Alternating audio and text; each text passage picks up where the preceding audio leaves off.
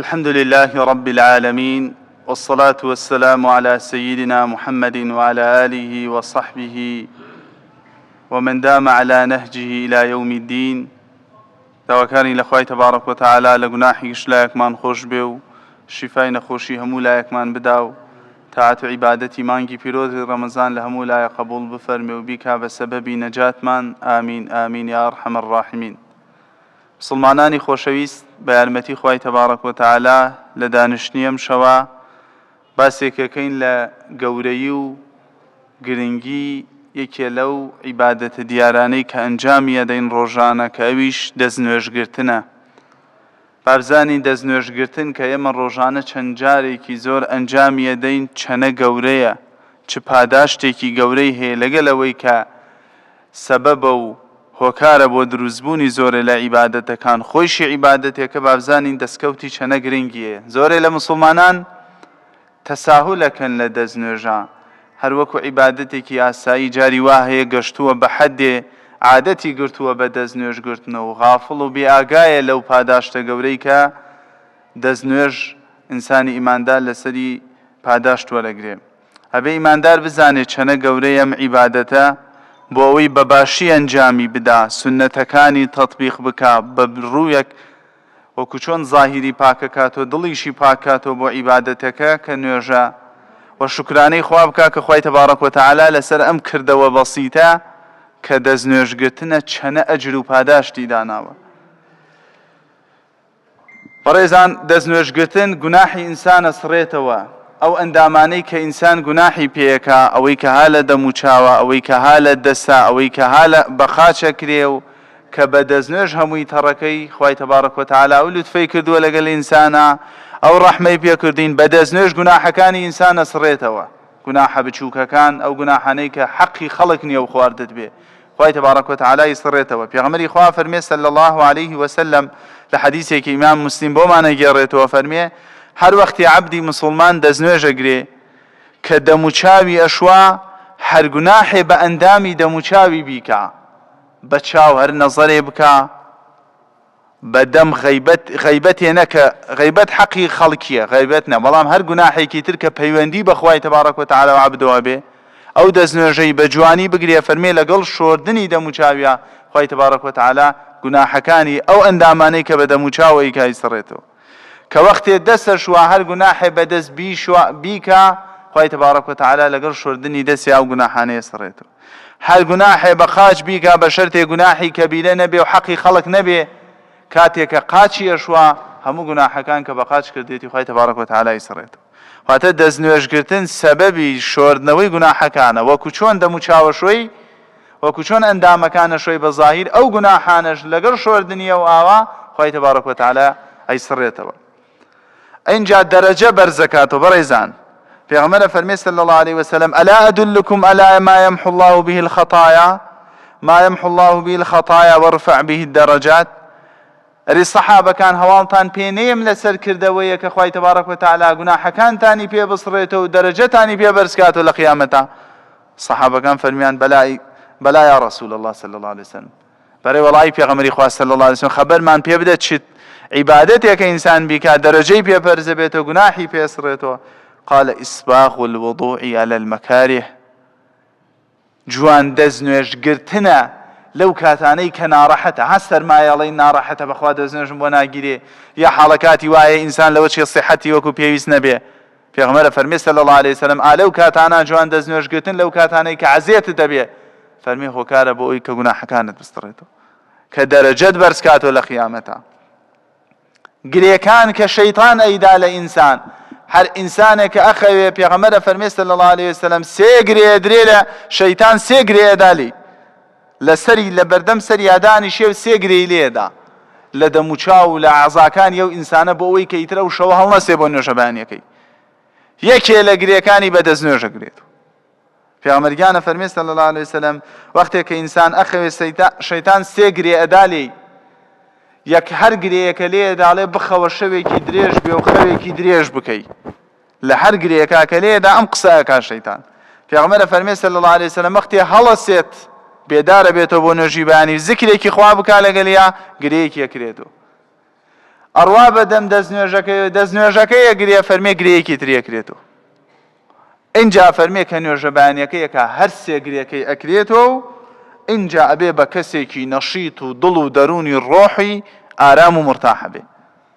ئەگەر ئەفەرمێ دەستنوێژەکەی نەکاو نوێژەبانیەکەی بڕاو ئەم گریانەی ناکرێتەوە ئەو ڕۆژە تا ئێوارەکەی بە تەمەڵی و بە دڵ بێتاقەتی ئەباتە سەر.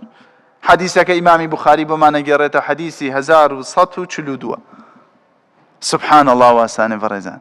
هەر وەختێ ئینسان تەجەبەی کا نوێژێکی بەیانی بفەوتێ سبحان الله و ڕۆژە ئیش نایە بەدەستیە، ئەو ڕۆژە لە خۆی گیانی قورسە بەدەنی قورسە. جا ڕەسوڵ الله صلی الله عليه وسلم فەرمی یەکێ لە گرێکان بە دەستنوێژەکرێتەوە. گەورەترین عیبادەت بەنی ئادەم ئەنجامیەدا نوێژە.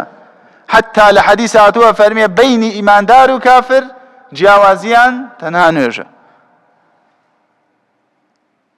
تاکەکردەوەیەکە ئینسانی لەسەر ئەکوژی ئەگەر ئەنجامی نەدا نوێژە.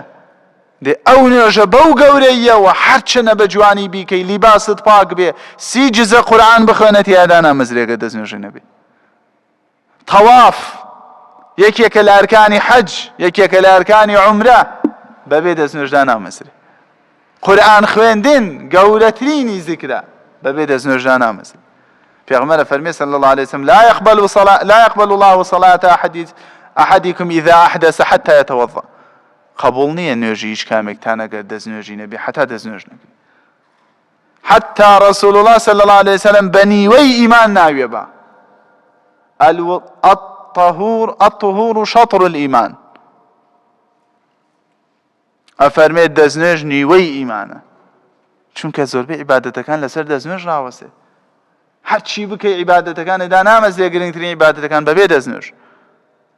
اینجا یەکێکە لەو عیبادەتانەی ئیمانی ئینسان بەهێز دەکا. یەکێکە لەو عیبادەتانەی کە سیقەی عەبد بەخوای گەورە و باوەڕی بەخوای تەبارەک و تەعالا و کردەوەی بۆ خوای تەبارەک و تەعالا ئەنجامدانی زیاد دەکا. هەر یەکێکەیەتە مزگەوتەوە ئەتوانێ بێتە مزگەوتەوە بەبێ دەستنوێژ نوێژەکەی بکە. کەس پێی نازانێ غێری ئەڵڵا نەبێ. ئەها سڕێکە لە بینی عەبد و خوای گەورە. تەنها لەبەر خوای تەبارەک و تەعالایە کابرایەتە مزگەوت و دەستنوێژەکەی گرێجایە نوێژەکەیکە. خۆ کەس نازانێت دەستنوێژی یان نییە. بۆیە ئیمان زیاوەکە سڕە لە بینی خوای تەبارەک و تەعالا و عەبدا. ئیخلاسی واضحی تایە.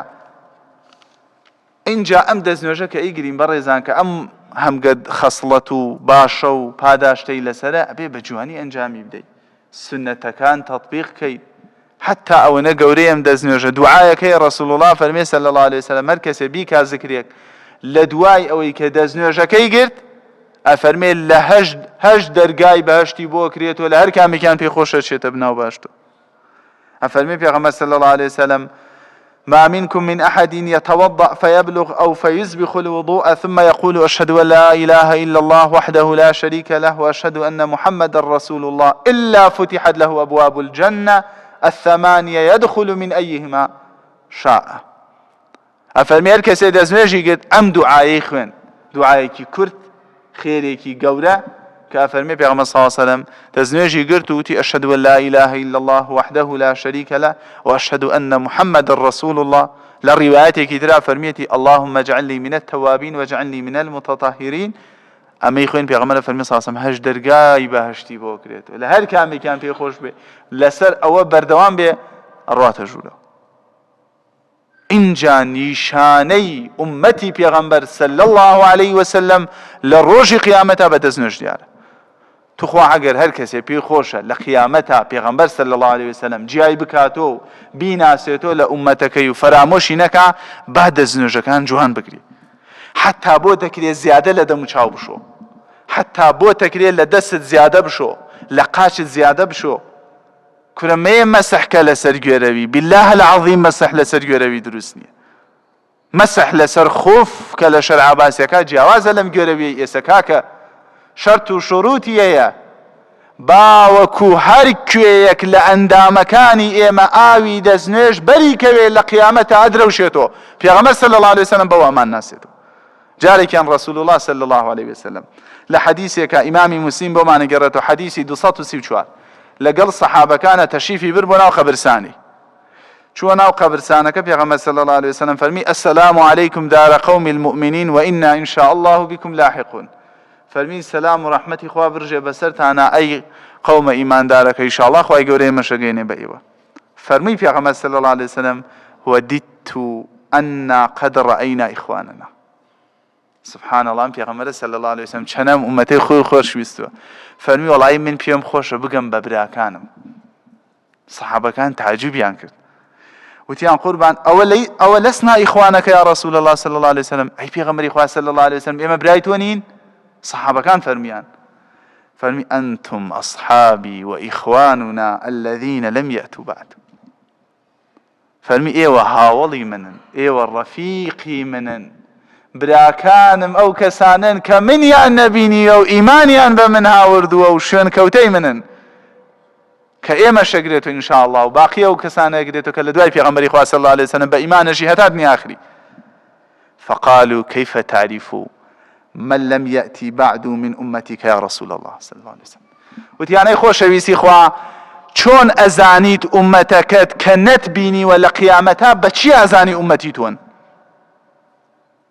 لە قیامەتا کە تۆ نەتبینیوە دوای تۆ ئیمانیان پیاوردووە بەچی نیشانەیە کە زانی ئومەتی تۆن؟ ئەی پێغەمبەری خوا صلی الله عليه وسلم. پێغەمبەر صلی الله عليه وسلم فەرمووی أرأيت لو أن رجلا له خيل غر محجل بين ظهري خيل دهم بهم ألا يعرف خيله. فەرمی هاوڵانم ئەگەر کابرایەک کۆمەڵێک وشتر و حەیوانی هەبێ، ئەوسا نمونەیان هەر بەوە هاوردەوت و عادەتی عەرەب وا بووە، تێکەڵ بکرێ بە چەند سەر حەیوانی کە کابرا نایناسێتەوە. فەرمیان بەرە وەڵای پێغەمبەری خوا عەلەیهی الصەلاة والسەلام. پێغەمبەر صلی الله عليه وسلم فەرمی فإنهم يأتون غرا محجلين من الوضوء. تەماشای دەستنوێش چەنە گرنگە، حتى ئەتوانن زیاد لە حەدی ئەو ئەندازەی دیاری کراوە ئاوی پیا بکەن تەڕیکەن. پێغەمبەر صلی الله عليه وسلم فەرمی من بە دەستنوێژ نیشانەی ئومەتەکەمە ناسمەوە. يأتون غرا محجلين. غر العربية الغرة بياض في جبهة الفرس، أفرمي فوق الدرهم، بقدر درهمي كبير لكلي لتويلي أسبع سبياتيك بقدر درهمي كبير لكلي أسبع. تشبيه تيايا رسول الله فرمي صلى الله عليه وسلم چونك اوان دموچاویان آوی پیاکن هر اندازه لدموچاوی امتی من آوی دزنوشی برکو سپیا وکو نور ادروشتو. محجلين افرمي له بال و قاچيانا، محجل بور روناكي قاچ و بال بكاتي، افرمي له بال و قاچيانا هر اندامي كيان آوي بركو هتاكوا آوي بركو نور ادروشتو. اما تايبتي امتكي منا بس ماي دسنجايان ناشتم كلا أمتي منن. أفرمي لسر حوزكم دا أنيشم بانيانا كما فرمون بين بو حوزكم با أو تاندمي بدسيخو. في خمريانا فرمي صلى الله عليه وسلم. بلام فرمي ألا ليذادن رجال عن حوضي كما يذاد البعير الضال أناديهم ألا هلم فيقال إنهم قد بدلوا بعدك فأقول سحقا سحقا. أفرمي بلام بداخوا كومالي كسيا لأمتكم لا يندن لسر ريقي حوزي كوسر بيان رم أعباء وانيش بين هلم ائت يعني بين ايوش بين بو حوزك من ملائكة فرمي قربان قد بدلوا بعدك دين امان دينك يان قوري دوائتو في غمالة فرمي صلى الله عليه وسلم سحقا لهم سحقا دي دوريان خنو لمن امربابي برش من لمن جابريزان سيماي امتي في غمري عليه الصلاة والسلام او اوي دزنوجي كيما دزنوجي بيقرين حتى زورتر طريقين حتى زحمة زياتر بكيوشين حتى عند مكان ما زياتر اي بركو نشانك ونورك واضح ترى بيبو قيامت من دعا كارين اخوة تبارك وتعالى لقناحي يشلاك من خوش به شفاي نخوشي همولاك من دا هر مسلماني لنا راحتيا لنا خوشيا اخوة قورنا راحتيا مولا حلكا نخوشي همولا شفاء بدا تاعت عبادتي همولا من قبول بك آمين آمين يا أرحم الراحمين. والسلام عليكم ورحمة الله وبركاته.